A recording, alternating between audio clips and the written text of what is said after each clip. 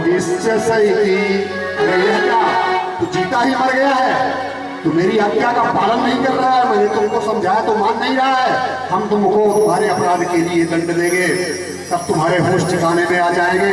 जब भरत जी ने जब सुना कि बहुत गुस्से में है, दंड देगा, क्रोध कर रहा है, तो सोचे कि ऐसा है इसका भार तो मेरे ऊपर है, और जो भी है जैसा भी है ये ज्यादा सत्संग में है, तो संतों में श्रद्धावान है, भार हमने उठाया है। तो जब हमने भार उठाया है तो हमें इसका कल्याण ही करना है, नुकसान नहीं करना है।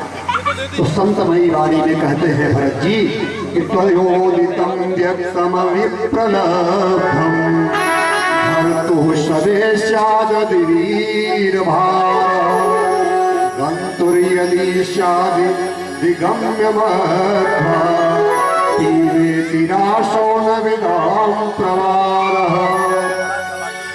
भरत जानते थे कि इसको ज्ञान नहीं है।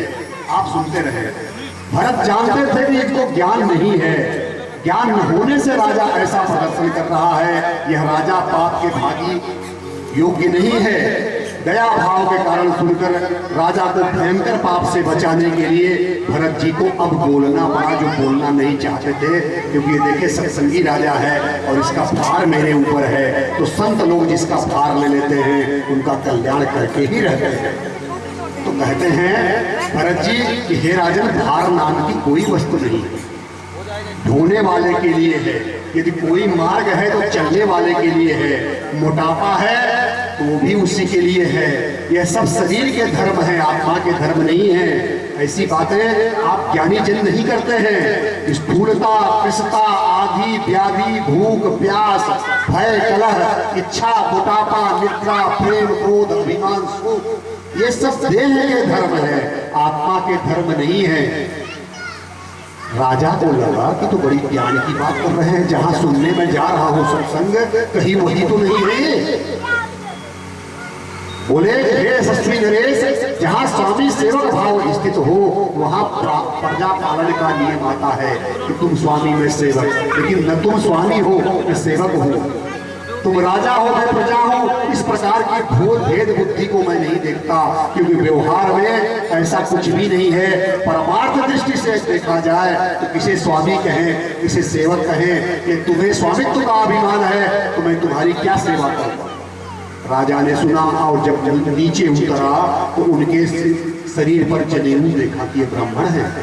उनके पैरों में गिर पड़ा, कहता है कष्टम निगूढ़श्चरसि द्विजाना विमर्शि सूत्रम कतमो वदूधा कस्यासि कुत्रस्य इहापि कस्मात् क्षेमाय नश्चेदति योत शुक्लः।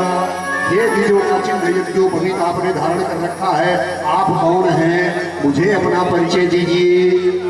और यदि आप कह रहे हैं कि आत्मा का धर्म है तो एक बात मुझे समझा दीजिए। राजा क्या कह रहा है, ज्ञान की बात आप भी समझें कि हमने एक, हे प्रभु, हे ब्राह्मण देवता, आप ऐसे समझा दीजिए मुझे कि मैंने एक चूल्हा लिया, चूल्हे के अंदर हमने आग जलाई, आग के ऊपर हमने पटलोई रखी, पटलोई के अंदर हमने पानी रखा और पानी के अंदर हमने चावल रखा। अब आप ये बताइए, आग नीचे जली, पटलोई गर्म हुई, पटलोई से पानी गर्म होगा, पानी गर्म होने से चावल पकेगा, तो जब चावल पकेगा तो वो क्या जाकर के कौन सी ऐसी जगह है जिसको असर नहीं करेगा। कि भाई जब आत्मा ये शरीर के अंदर है तो जब शरीर को कष्ट होगा तो आत्मा इसी के अंदर हो तो आत्मा को क्यों नहीं होगा। और आप कह रहे हैं ये शरीर के धर्म है, आत्मा का इससे कोई लेना देना नहीं है। तो ये हमको समझाइए कि जब आत्मा शरीर में है तो शरीर का सुख आत्मा को नहीं मिलेगा क्या, या शरीर का दुख आत्मा को नहीं लगेगा क्या। राजा हंसने लगे, जब भरत जी हंसने लगे, कहते हैं राजन हो तो तुम महामूर्ख, लेकिन बात करते हो ज्ञानियों की तरह। कहते हैं कि अकोविद है कोविद वाद वादान, तुम मूर्ख होकर के भी ज्ञानियों की तरह बात कर रहे हो। जो तुम उदाहरण दे रहे हो कि पटलोई, चूल्हा, आग और चावल भात का पकना, ये सब सावयव पदार्थ हैं, सावयव पदार्थ माने इनको देखा जा सकता है, छुआ जा सकता है और इनको जो है स्पर्श किया जा सकता है, महसूस किया जा सकता है। और जिस तुम आत्मा की बात कर रहे हो, आत्मा सावयव पदार्थ नहीं है, आत्मा निरावयव पदार्थ है। आत्मा को न कभी छुआ जा सकता, न देखा जा सकता। अब कोई कहेगा मैंने आकाश को पकड़ लिया, तलवार से आकाश के 2 टुकड़े कर दिए, तो आप आकाश को पकड़ के दिखाइए, उसके टुकड़े को करके दिखाइए, मुट्ठी में कैद करके दिखाइए। जहां पे आकाश है, जगह है, वही तो आकाश है। जैसे आपने एक घड़ा लिया, घड़े के अंदर जो जगह है वो आकाश है, तो क्या घड़ा फूट गया तो आकाश भी फूट गया क्या? आकाश उतना ही है जितना घड़ा है। घड़े में आप ठंडा करो, गर्म करो, उसके अंदर जो जगह है उससे कोई फर्क नहीं पड़ने वाला है, तो वो निरावयव पदार्थ है। तो राजा ने प्रश्न किया कि जब सुख दुख का भोक्ता कौन है, तो भरत जी बोले कि जो मायामय मन है यही छलने वाला है। जो तुम कह रहे हो कि दुख का भोगना ये शरीर भोग रहा है तो आत्मा को नहीं होगा, नहीं, ये मन ही भोगता है, मन ही करता है। मनेव मनुष्याणाम कारणम बंध मोक्षयो। हमारे आपके बंधन और मोक्ष का कारण कौन है? मन है। अब आप बोलेंगे इसका भी थोड़ा सा प्रमाण दे दीजिए। हमारे मन में है कि हम ये 2 लोग बैठे हैं, इनके बीच में थोड़ी सी जगह है, और इनके मन में है कि हम किसी को बैठाएंगे नहीं। और एक व्यक्ति आता है यहाँ कथा सुनने के लिए, ये उदाहरण दे रहा हूँ, उसकी निगाहें यहीं पे है, यार यही जगह है, यही बैठना है।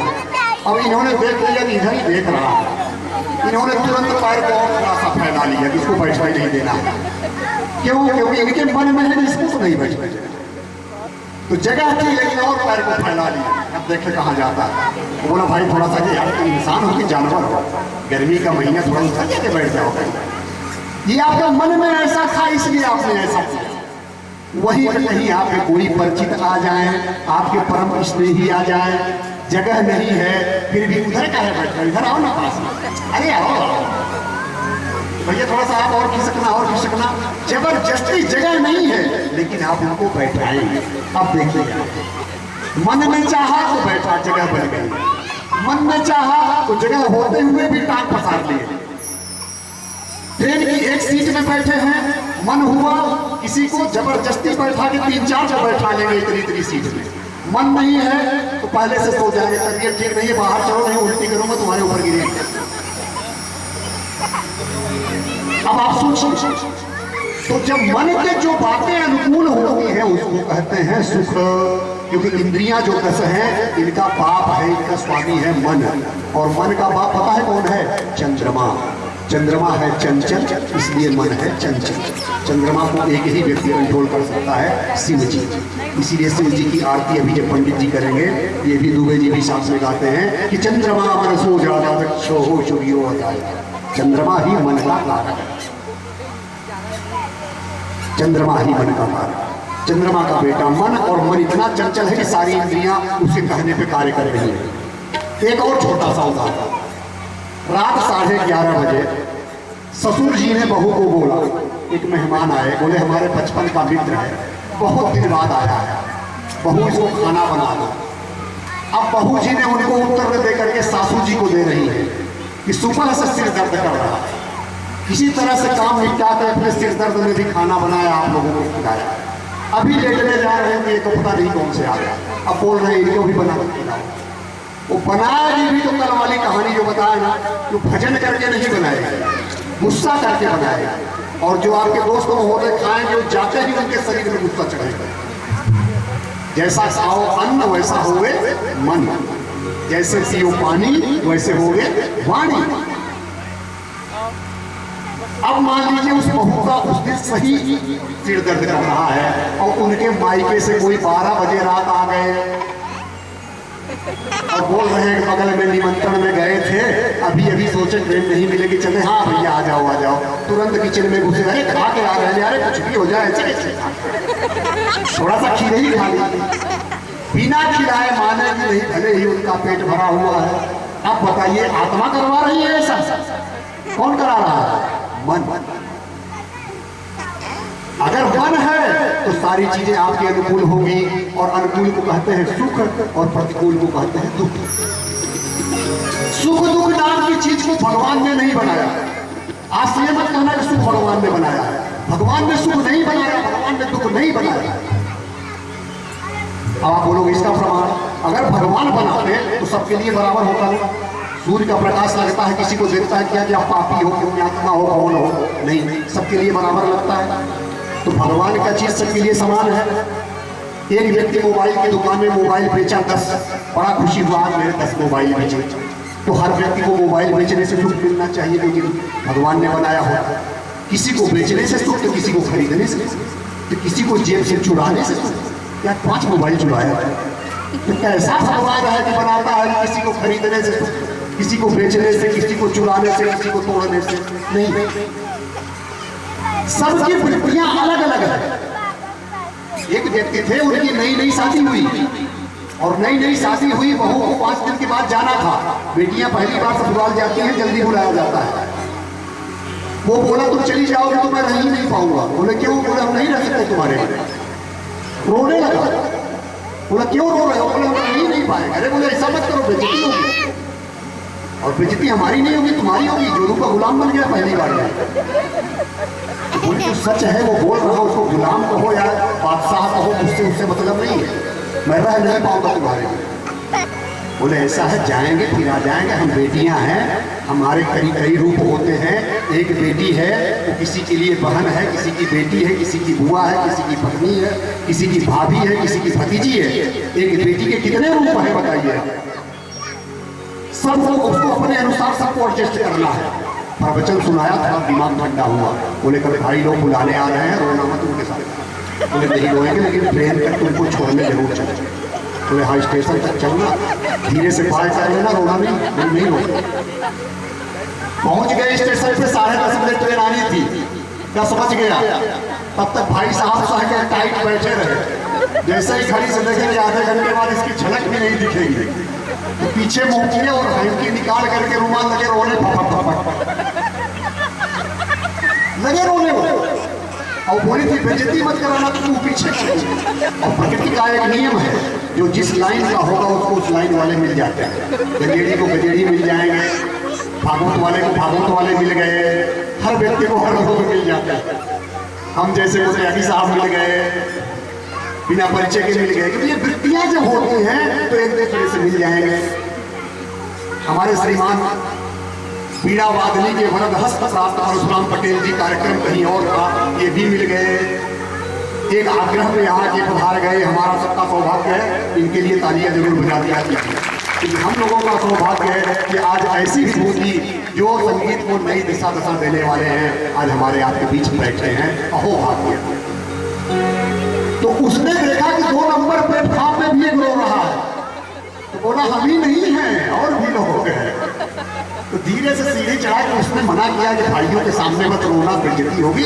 तो ऊपर से सीढ़ी चढ़ के 2 नंबर प्लेटफॉर्म में चबूतरा जैसा बना था, वो व्यक्ति रो रहा था, उसी के बगल में वो भी बैठे। आप दोनों शुरू है कि भाई अकेले नहीं है संसार में, कई लोग हैं। कुछ देर बाद जब सांस और टूटी, हिचकी उचकी बंद हुई ऐसे करके, तो बोले भैया तुम क्यों रो रहे हो? तो बोले पहले बताओ तुम क्यों रो रहे हो? तो बोले मेरी पत्नी जा रही है, उसके बिना मैं रह नहीं सकता हूँ। बोले कहाँ जा रही है? बोले मायके जा रही है। बोले कैसे जा रही है? बोले ट्रेन से जा रही है। बोले किस ट्रेन से जा रही है? अरे बोले यार क्या प्रश्न कर रहे हो? अभी 15 मिनट बाद जब आ रही 10:30 बजे वाले। अच्छा तुम क्यों रो रहे हो? बोलो मेरे वाली उसी से आ रही है,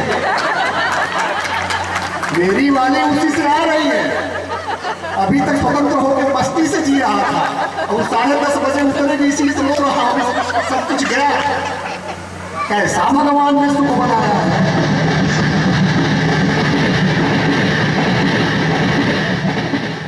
कैसा भगवान ने सुख बनाया, किसी को बिछड़ने का, छोड़ने का, किसी को मिलने का दुख, किसी को मिलने से सुख।